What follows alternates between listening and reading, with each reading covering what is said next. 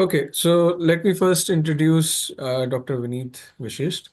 Dr. Vineet Vashist is the Associate Professor in Mechanical Engineering at IIT Gandhinagar. For contextual information, IIT Gandhinagar is one of the most premier institutes in India. And I had a fortunate uh, chance of visiting his lab last year, and I was really amazed at the amazing work which his group is doing. He runs the Human-Centered Robotics Lab at IIT Gandhinagar, and his research work uses principles of human motor and movement to adapt and develop new novel human-centered robotic technologies. Some of his main work has been related to rehabilitation of lower limbs, and his recent publications he has done, which I saw, I think, was in IROS, even in ICRA last year. So his group has a lot of international standing. His work has been recognized and reviewed by many people across the world. And we are also looking to submit a book chapter soon. So we have been working with Dr. Vineet for a long time. And so I just leave the floor open to him for starting this talk. So thank you. Thank you, Dr. Manish and others for having me here, and thank you for giving me this chance to share our work with you guys. So, as was mentioned, so I have a lab here. We call it as Human-Centered Robotics Lab, and a couple of things as part of the lab we work on. We generally put them together as wearable robotics. So, today I will like to take a different approach where I will try to start with the direction why we get into this, what is the need of getting into developing these wearable robots from the human centric perspective. So, how do we accommodate the aspect of human while developing these systems? In the beginning, I think as Manish was mentioning that he got a chance to visit IIT Gandhinagar, so I welcome other people if you're visiting, and I think if we get a chance to organize something together, I will love to have you guys here. And we have a nice campus around the bank of a river, and so the major fundamental aspect that we work on are driven through human motor and movement understanding, and we like to utilize them while developing these technologies. So to begin with, I would like to start with this slide, which basically summarize how, in general, we execute a motion task. So it begins with our high-level CNS, brain and spinal cord, and then once a voluntary decision has been taken, the neurons fires, and if the potential is enough, it goes and the right chemical reaction to the muscles, and it results in a muscle twitching. If the frequency of those neurons firing is strong enough, it generates a stable amount of force, which results in the joint movements, and which is basically get reflected in the major movements that we perform. So this is how one moves. And if we look into in a different perspective, I think various projects are going on in various European countries where there is an attempt in developing this model altogether. So not only just developing the mechanics of the musculoskeletal system, but also trying to incorporate the neural aspect of it. So basically, the neuromechanics and motor control put together basically runs down the system. This top-down approach has been understood by neuroscientists for a long time, but now with the need or the development of these robotic tools, right now the stage they are at, we have to develop these controllers so that they can become better, or can establish the human robot collaboration in a positive manner. So these endeavors are going further. So where we are not only looking at the mechanics separately and the neuroscience separately, we are trying to combine the two and establishing the connection such that these gadgets can take advantage of this.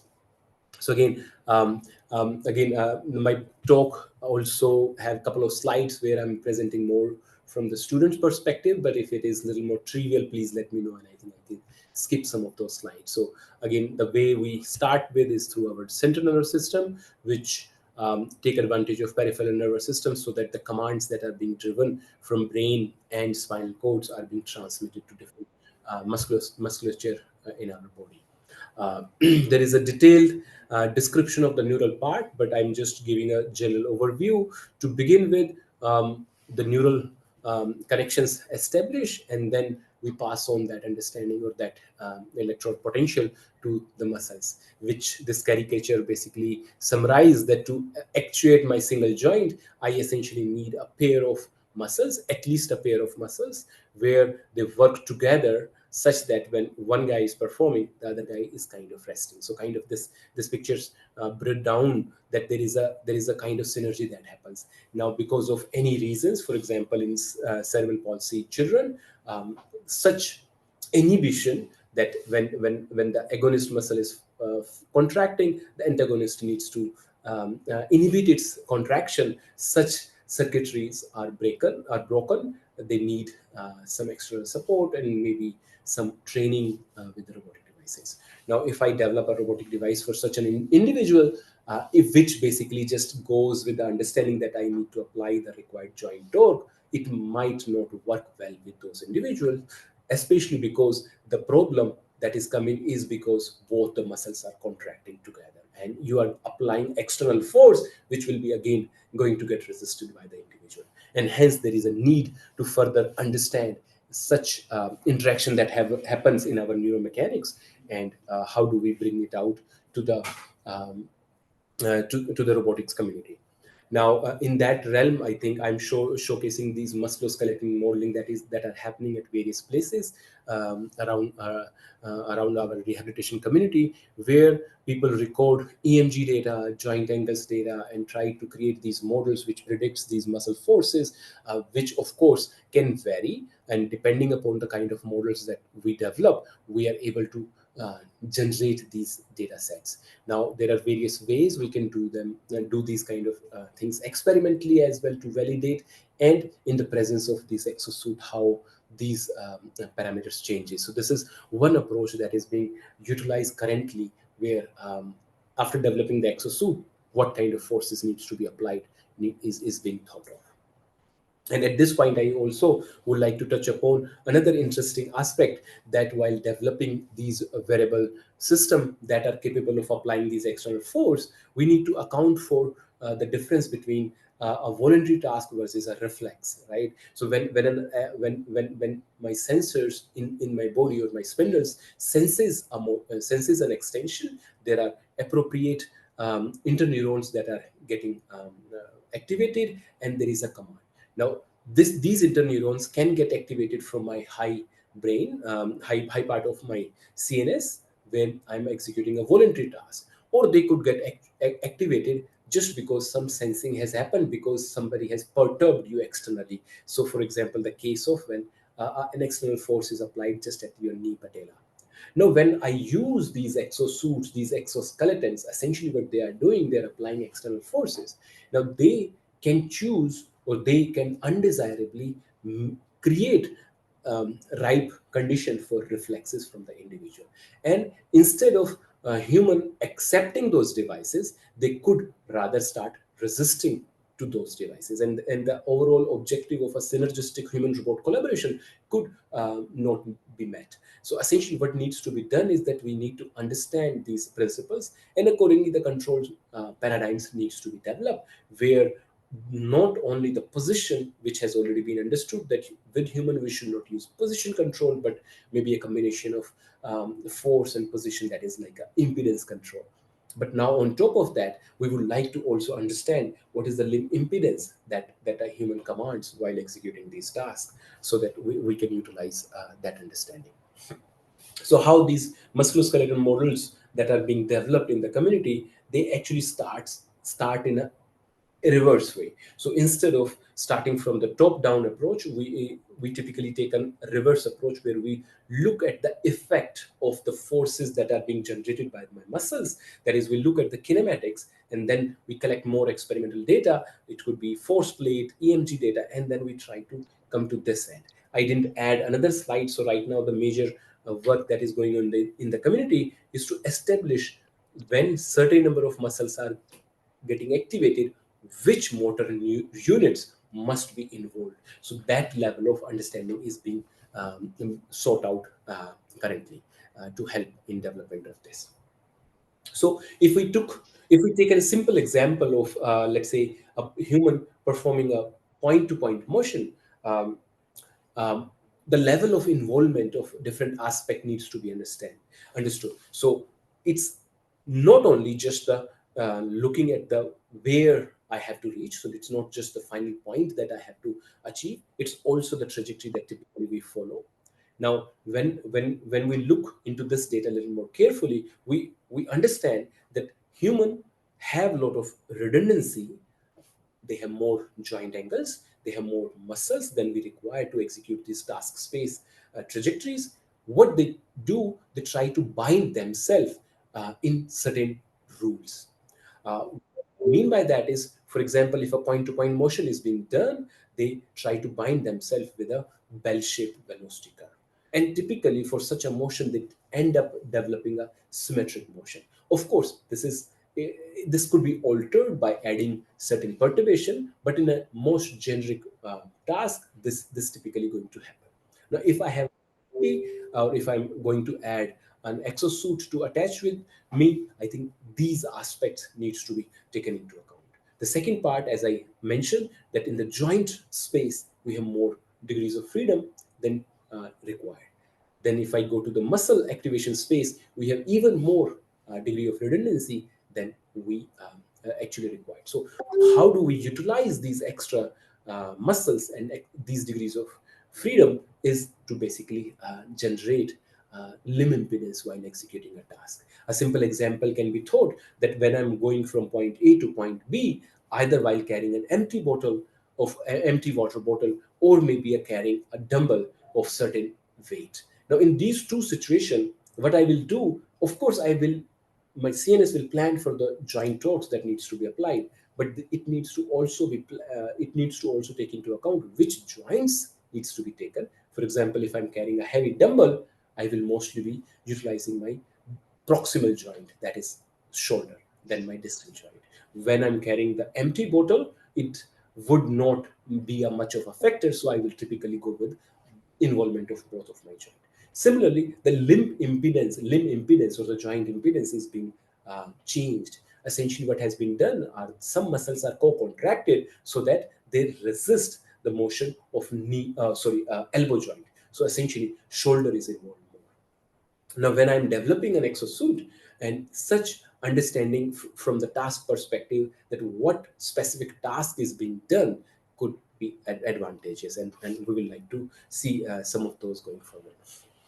So essentially, there is a series of action that needs to be performed. So from the task goals to the muscle activation. So these are the series of actions that human CNS execute while planning these movements, which needs to be look from the challenges that an individual solves during this. So, for example, the space of modeling the control. Again, would it be the task space that I will approach this movement, or the joint space, or the muscle space?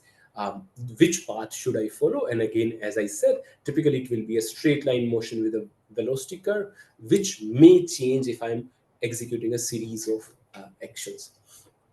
Which feedback to rely on? So should it be my eye feedback versus the joint spindle feedback that I'm getting? And what level of muscle activation I have to do? Which muscles to actuate when and by how much to actuate? So to do that, I think I just would like to show one of this video, which I think is very interesting video. What we see is we have Professor Karen Adolph at New York University, and she does this amazing work with children. And let's watch this video, and then I will spare some. The path the human baby takes isn't always smooth and even. I hope the voice is coming over.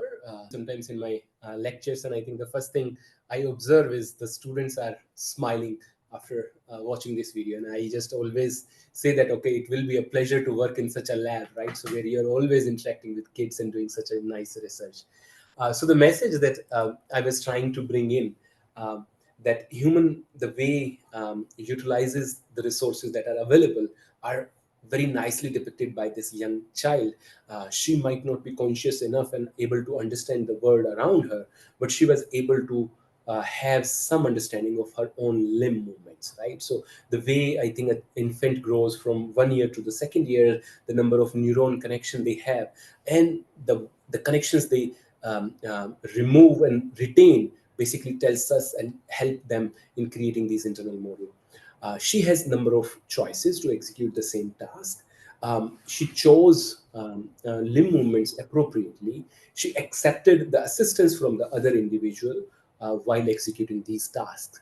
Now, if we have to create a robot that basically helps the child in need from the same perspective, what all those parameters and measures one need to think about, and how do we incorporate some of them. So this is from a novice perspective. So when a person is just starting to learn these movement skill, developing these internal models in the beginning. Now let's see a video where one has gone beyond the typical population, a professional in generating these movements. So this video is about a couple of dancers, and they're performing some of our Indian classical dance. So I thought maybe this is a way to also showcase to you guys, I think, couple of dance genres we have. And if you get a chance, please watch them. But just let's see a small clip out of here.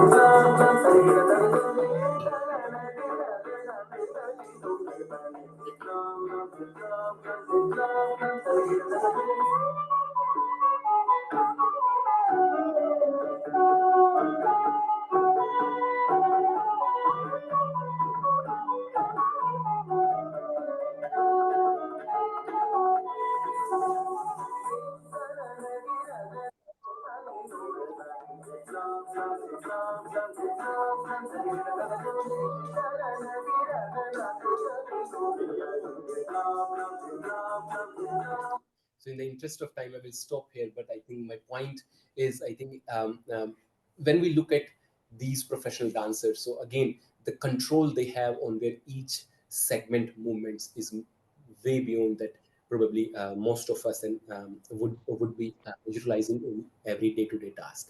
But what it also show that they have been able to understand their resources and utilize them to achieve these performances. Now when I have to create a system that interacts with them and basically create these kind of motion, how do I perceive and how do I imagine them? So one aspect, again, I will not be showing that in current presentation, today's presentation, because it's more focused on wearable robotics. But one study that our research group just recently did is, if we remove the facial context as well as the clothes and all these attires, and we just represent the dancer as a stick diagram, can an observer understand the emotion these dancers are portraying? For example, during these dance, they bring in the aspect of being anger, the angry pose, as well as the smiling pose, happy pose. And it was observed that the way these dancers perform the movements, the stick diagram, which is basically a skeleton, is able to depict those emotions. So again, the redundancy that we have, we can utilize it to that an extent. So on the one hand, we saw an infant or a young kid trying to maneuver herself by utilizing her capability, and on the other hand, we see a professional be able to utilize this in a very interesting manner. So where does this lead to? So again, we are not going to develop these robots for the dancers in particular sense, but what we would like to do is, we would like to create or utilize these understandings so that we can develop human robot interaction paradigm, where we observe these motions and develop these robotic devices to help these individuals. So the major aspect is coexistence, cooperation, and collaboration. My focus is typically towards the last part, that is the collaboration part, especially during the physical human robot interaction.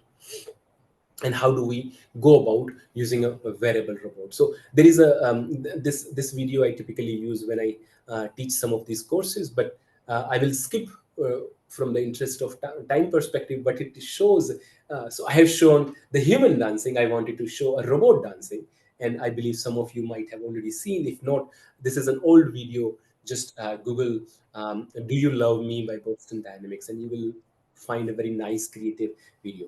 But the way I utilize this video to bring in the discussion is, the robot, when we see dancing, does bring smile back to our face. It is of a different level of smile than what we got when we saw the dancers. Dancers was an awestruck kind of feeling. Here we were smiling at it because we created a device that is basically able to mimic some of the things that we do. But can we use this understanding to develop a system that can assist a human being? Of course, a robot is a machine that is capable of doing these tasks, but the inherent principle that goes behind a robot is to limit its degrees of freedom, limits its actuation, limits its cost. And if I want to use it with an individual who, by design, is completely different, how do we approach it? So the way the way things are going on, so instead of, I think, this kind of humanoid development, we do see that there is a development in the direction of collaboration and synergistic formulation. And how this happens is we need to understand numerous attributes of a human movement scale. So when I compare the two, and this slide I have been adapting this slide from Professor Noel Hogan from MIT, and the way he lists down the kind of key differences between a human and a robot are very critical. So, for example, the way a human is being designed is with more flexibility, more degrees of freedom, more muscles than a typical robot is typically designed. So, if I think of a human around 200 degrees of freedom, then a humanoid robot is typically 50 degrees of freedom. Even more contrasting is the actuators that we use. We use muscles, and muscle action, the force generation happens because of a finite chemical reactions, because some ions are released, there are some changes in the permeability, there are certain bonds that are formed between some proteins, and that's how these forces are getting generated. But the way our electromechanical actuators, the way they work, we are capable of generating significant amount of force at much high speed. The way the communication between the sensors happens is happening at a much higher rate. So typically the robots are designed in a way, or controlled in a using a feedback control strategy. But the way we have learned human motion is through a more dependent on feed forward. It's primarily because of our finite amount of actuation time, finite amount of sensor communication that we receive. Now, how do we incorporate that is through the development of feed-forward models, through the development of internal models. And whenever we are given a new task to execute, we try to develop and fit a model to that as well.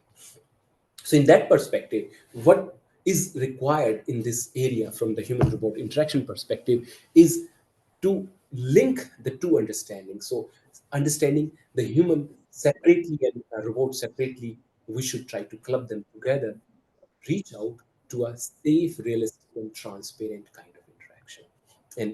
And some of these I will try to motivate from these perspective, so that we can make some understanding, make some inferences that how do we train our robot. Should Unfortunately, I think this video is not working, so apologies for that. But I think next video, hopefully, I think it will work. So, how do we approach the training perspective of these robots? Should these robots be trained the way human would execute a task?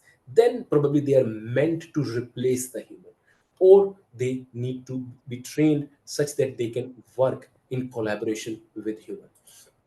So the schemes that needs to be proposed is like, if I and my colleague, they are lifting a plate or a payload together, how do we exercise this strategy, how do we synchronize this strategy, should be taught to the robot. Now that kind of perspective will define whether the robot will be able to work in collaboration with a human, or going to replace the human. Now, the idea of this HRI is also to go to this extent, that if there is a child who is in need of assistance. For example, in this picture we have a cerebral palsy kid. When she walks, she's incapable of taking her own weight on her own legs. So what she need is a caretaker who understands her needs, and she allows her to utilize whatever degree of mobility she has, and then assist her at the right place by the right amount of force in the right direction, such that she benefits from there. So it becomes a training rather than a pure assistance. And something that you can see on the right side, that if there are multiple therapists that are interacting, if we have to go to the extent of replacing them with robots, how do we approach? Now, when I think this video is very very interesting, because what it shows is the therapist in yellow, the therapist who is sitting, she's utilizing her hands in a different posture. Sometimes she holds the pelvic area, sometimes she holds the knee joint, sometimes she holds the ankle joint to execute these movements. So now, how what is actually going through going through the therapist aspect? Is it just the trajectory the limb needs to be moved at? Is it the amount of joint torque that the kid needs to apply? Or is it also which joint when to use? So maybe the kid is incapable of creating more resistance at the knee joint. The therapist is using her arm, and because she has more degrees of freedom, she can manipulate her impedance, and she impose that impedance onto the kid's knee joint, that when to use the knee joint and when not to use the knee joint. So these kind of understanding is something, in through these slides, I would like to invoke, and let's see how we can approach some of those aspects. And this kind of understanding can also help us understanding some of the um, simple tasks that we do. So for example, if I carry a backpack, it's more like a passive interaction that I'm executing. So as soon as I carry a heavy backpack, my immediate response is to stoop forward. So essentially what I'm doing is I'm accommodating the addition of that inertia and mass that has happened. Now, when I interact with these different tools, and we all have experienced that, if it is not a Philip head, the use of a screwdriver becomes very tedious for us. Now, when I'm hitting a nail with a hammer, the interaction becomes very unstable. So, in those circumstances, how do I manipulate my hand movement? Is through impedance. It's torque generation as well as the limit impedance that I have. And similarly, the balance perspective, the different sensory signal I get. So, from the basic fundamental understanding that I wanted to propose, this is the kind of concluding slide I would like to use. And then here on, after this, I will try to show some of the work that we do in our lab in this direction. So earlier, I used many keywords from the human perspective and from the robot perspective and the interaction perspective. What I like to close on is the way we look at human. We can think of it as a combination of neuromechanics and motor control. We need a good understanding of that. And of course, if we want to use robotic principle, whether it's a rigid link robot or a soft robot, or for that matter other kind of wearable sensors, we do need to understand their capability, such that we when we combine the two, we go to the extent of establishing whether this interaction is a compensatory interaction, or leading to the desired adaptation in that direction. So, in that realm, I think I would like to now switch gears and show um, um, some of the proof of concept that we have been developing in our lab, and towards this idea. So, our major focus has been on utilizing cable-driven exosuits using wearable sensors, combining them with virtual reality, and trying to create this closed-loop interaction paradigm to study human motor adaptation during walking and upper limb movements. So, in doing so, we have been able to establish a state-of-the-art facility in our campus, where we have motion capture, the full gait lab. We are developing exosuits. We have metabolic consumption rate monitor, EMG, and various virtual reality setup. A key focus in our lab is to observe human biomechanics, and the way we do is utilize cameras um, over different tasks, day-to-day tasks that an individual execute. Maybe also involve dual motor and dual cognitive tasks. Um, Record data and utilize computer vision algorithm to extract these segments motion and understand how human perform these movements and what kind of general tendency they have. um, we do like to use VR to create challenging environment where we can extract human strategy. For example, what is going on is a human is walking on a treadmill while playing a throwing game towards a bullseye, where the person gets a score based on how the balls strike the bullseyes. Is to basically understand how human utilize the lower limb strategy and the upper limb strategy when such a dual motor task is being executed. On top of that, we also like to challenge or consider some specific movements. For example, this particular motion, and I think when you look at this black silhouette, like I think this cartoon, when so she's a dancer performing a particular emotion, and this is part of a dance choreography that we call Bharatanatyam, and this is one emotion that we typically call as a rasa. Now, when we look at it, we like to understand how this movement was generated just looking from the body segment point of view rather than looking at the facial expression, which of course do influence the observer. Now, the yellow cartoon, what you see is an individual walking on a treadmill, and we would like to study how they will recover from a fall if they are being pushed. So, if they are walking on a treadmill, so right now they were pushed towards the medial lateral side, and then we wanted to study how they recover. So, the idea here is to understand these strategies. How do we utilize our different joints and create some analytical as well as data driven strategy on top of that?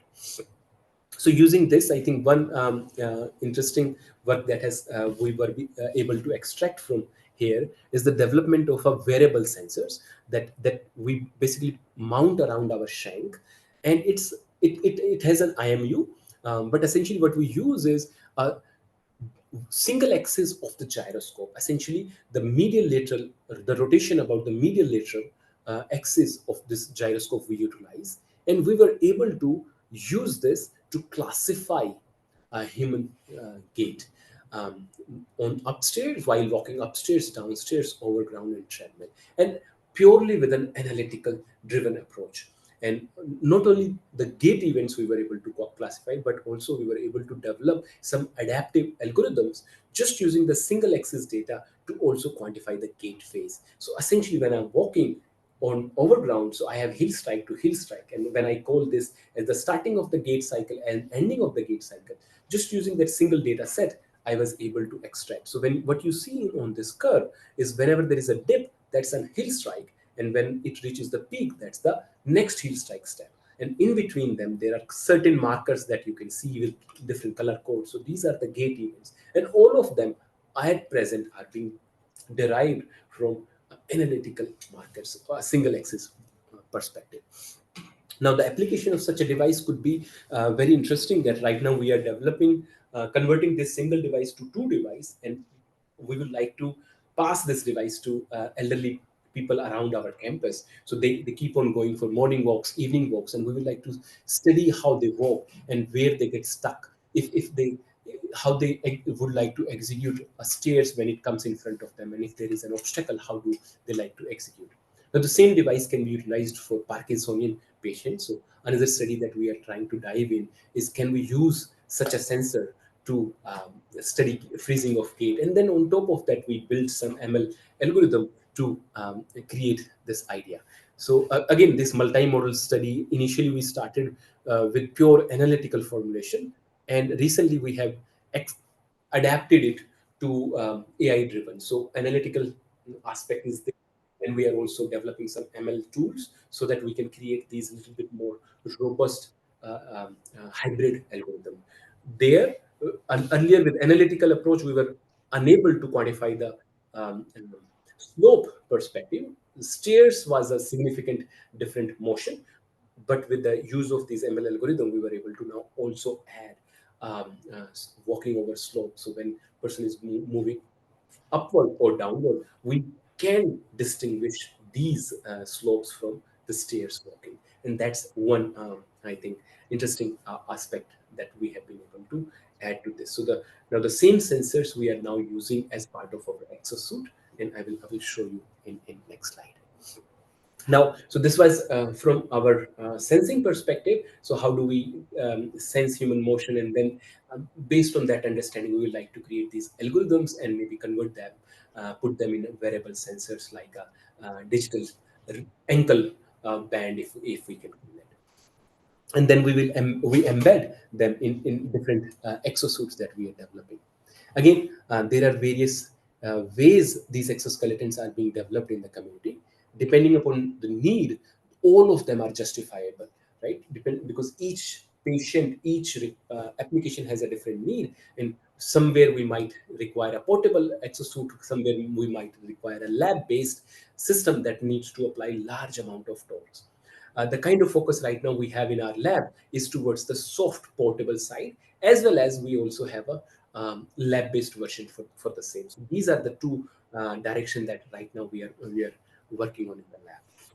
So one such work, as part of that work, we have developed a cable-driven lower limb exosuit, which is a single joint actuation. So we can have that actuation at the ankle, and currently we are developing this, converting the same system for the knee idea. So here the idea is that there are a couple of actuators, and then we use cables, like in the form of Borden sheath, which could be even routed through our trousers. And then there is an open end, which is basically used to pull my extremity and to apply these joint torques. So a couple of sensors are being used such that we are capable of understanding the multimodal walking pattern of human beings and developing a corresponding force profile. And with an appropriate selection of feedback and feed forward control, we implement these. So I think probably this video will help us understand some of the work that we are doing. So this is an old video, but what we show here is that a person is wearing this exosuit, and while walking, these cables are being actuated at both the joints. This particular application also show that there is this information coming from my sync sensor, and in real time it is getting adapted. When the person is walking up, when the person is here, the system basically stop applying the force. The moment the person start walking downstairs, it adapts to the walking and accordingly implement the desired force. So for example, while coming downstairs, we were not applying a force, so that's where there was no force applied. But the moment the person start walking over ground, there is a significant amount of force that was being applied. So now this similar approach, right now we are trying to develop an ankle foot orthosis, and we are hoping that once we get the ethical clearance, we can utilize this in stroke patients and to study how they will benefit. Uh, in addition to this, we also spend some time in developing these musculoskeletal models of our own, where we are trying to now incorporate some reinforcement learning based algorithm to study how my musculoskeletal system will behave when an external dynamics is being added, and that external dynamics being an exosuit on my body. And we also develop these emulators in our lab, where what you see is a bigger setup which is capable of applying large amount of force. And what it basically also help us do is uh, change the cable routing.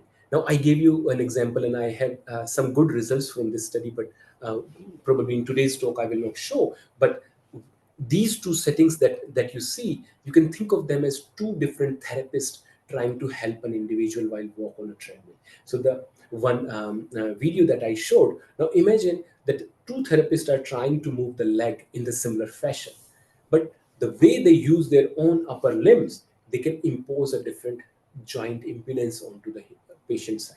And this is what right now currently we are trying to work on, that if I use a cable driven leg exoskeleton, which by design has redundancy, so I can apply the same amount of joint torque, but by manipulating the joint impedance, how the patient or how the subject will respond to that, and is there a merit to incorporate this joint impedance while executing certain task. Another work that we are currently focusing on is on developing a back exosuit. So currently this is being utilized for material handling tasks, and right now we are in the development phase of a active version of the same exosuit. So the idea is to start with an emulator to come up with a configuration that is suited for a squatting task. And similarly, we can now use this emulator, for example, to study um, the load that a surgeon bears while executing a long hour surgery. Now, if a surgeon is stooping while executing this task, or maybe the posture is such that the L5, L4 joint is compromised, so then what sort of forces and what sort of combination of elastic bands we will need. And again, we are in the process of studying the fatigue effect, and a couple of these studies are underway right now. And then I hope I'm doing okay with time, but I think this is the last part that I would like to incorporate. But yeah, please, Manish, let me know if, yeah. Okay, so maybe I will complete this part as well. So there are a couple of slides. So as I said that we would like to close the loop. So for example, one interesting aspect that we are studying in the lab is how do human interact during dual motor tasks. So for example, when I'm walking, and if some obstacle comes in front of me, and based on that obstacle, I may need to change my decision. So the way this task is being overlaid here is a person is walking, and in the VR environment there are some bricks that comes at an appropriate time, and then they change their color. Sometimes a text appears on top of that, and then the human needs to make a decision either to use the left leg to touch the brick, or to use the right leg, or maybe completely bypass the brick. And how this dual cognitive and motor task is being executed, we are trying to study, and it has been established that this will result in some compromise or some conservative development of conservative strategy from my fall perspective. Now, if we incorporate this and ask an adult to do it versus an elderly to do it, we can understand the changes in strategies and utilize some exosuit to train those ideas. So one study that we have done is to basically, so the main idea is to mimic these kind of scenarios in lab, but in a controlled manner, so that we don't let people fall, but give them appropriate challenge. And essentially, the task should involve a level of cognitive as well as the motor side. So they have to utilize the similar resources that the person might require for these two tasks.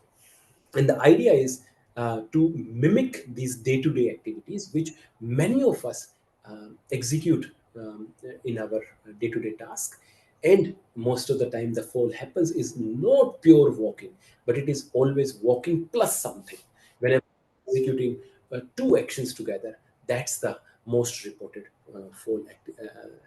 incident that has done. So in that attempt, so we have been working for last couple of years. We have developed strategies where when we are walking in VR environment, we execute these throwing tasks. So what you see on the left is the girl walking on overground and while throwing and getting a score. We then converted that into the treadmill task. So the idea was, because when we are walking and throwing this task, we utilize both lower limb and upper limb strategy. So what is the contribution? And then we executed this task with elderly and adult subject, and we were able to establish that when an individual execute such a task, they utilize their push-off phase to help them score better. And right now, in our current work, what we are trying to do, we are trying to combine this strategy with the VR strategy, where we will ask elderly people to get trained on games like this, and then test on day-to-day task kind of situation. And so again, our preliminary results suggest that it has some influence, but right now we are curating the data, and we are hypothesizing that such development of these games could be useful in enhancing the force and balance um, direction. And this is just the last slide. So basically, I will just wrap it here. So our attempt in our lab is to probably move towards this kind of closed settings where we have a combination of where robots, a controlled environment, and basically we utilize different kind of scenarios and to build this collaborative user involved learning environment. And so sorry, I think I seems like I exceeded on time, but with this slide, I would like to end, and maybe I can end with this slide. So this is the kind of like the bigger goal that right now we are focusing on. Thank you very much for your. Thank you. Thank you so much. It was wonderful to see this presentation. I really learned a lot today. I would like to ask if anybody has any questions to ask from Dr. Vineet.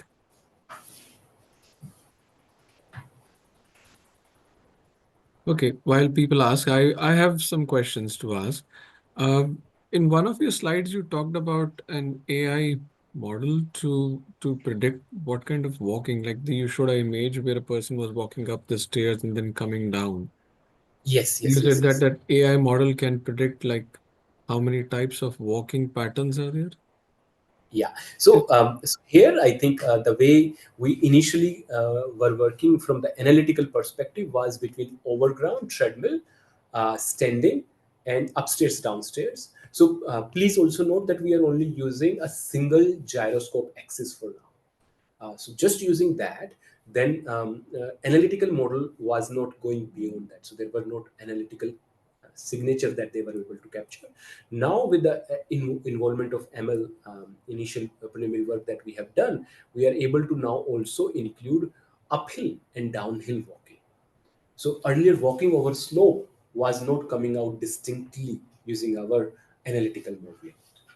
So with the help of this data driven strategy, we are able to incorporate that as well. Just a like wild thought, maybe you can correct me if I'm wrong, but when you said collected from 20 young subjects, but then within the young subjects, you are looking at a certain age range, also gender, like Yes. certain people are of certain physical capability.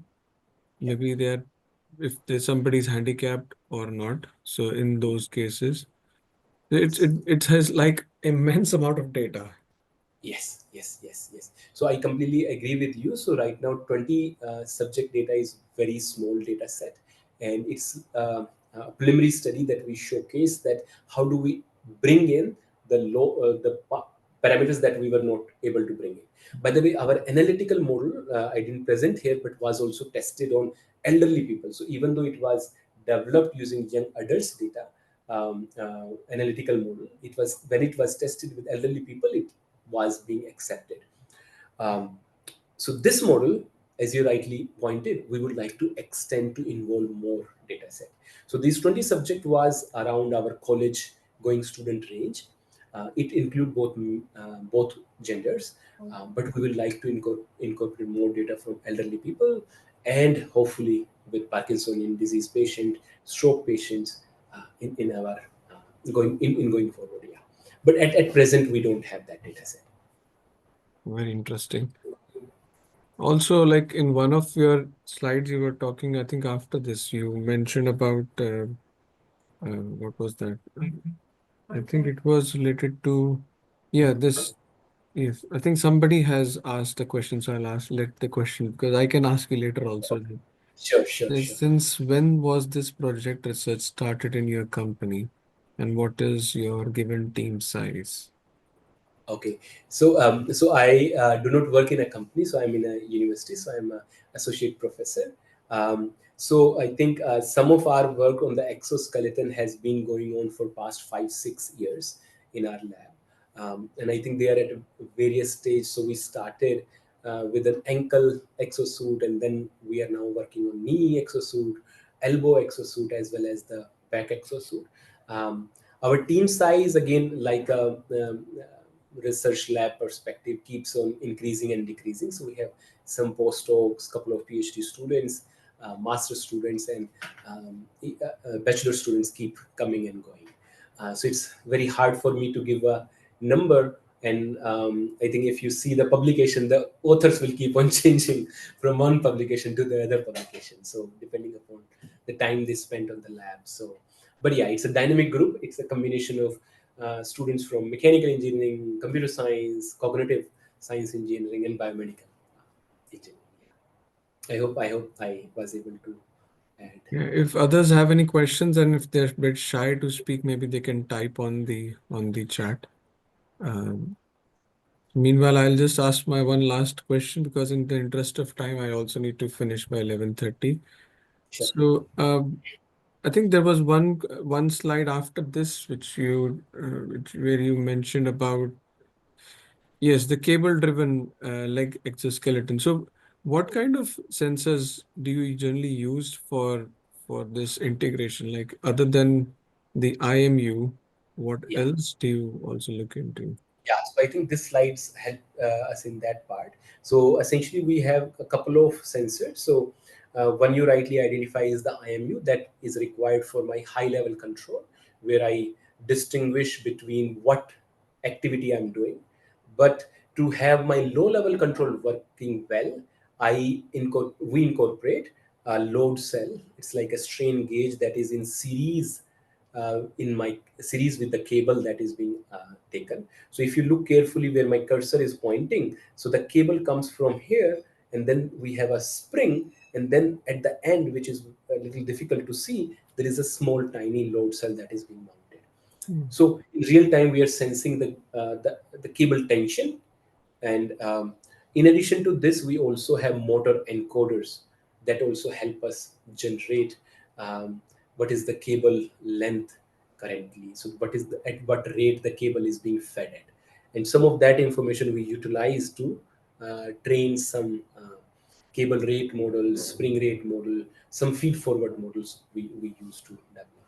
The force sensor data is mainly used by the feedback control, so which is essentially an admittance control at this point. Great. I think it was wonderful to learn from you, and I hope the other audience felt the same. So we will be happy to have you one time again if in future you're available. That will be so nice to have you. And let's thank Dr. Vineet once more for such a wonderful lecture. Um, thank you so much. So we'll see you sometime soon. Thank you, Manish, for having me here, and thank you everybody for listening and giving me chance to share some of the work that we do. Thank you, and Yeah. have a nice day. And this recording will be shared online also. It's soon on YouTube, so you'll have others who have not attended, or if they want to listen again, they can refer back to it. Okay, okay. So I will love to have a copy as well. Yes, So I yes, will. yes. You will have the link. Yes. Wonderful, wonderful. Thank Thank you. you. Bye. Have a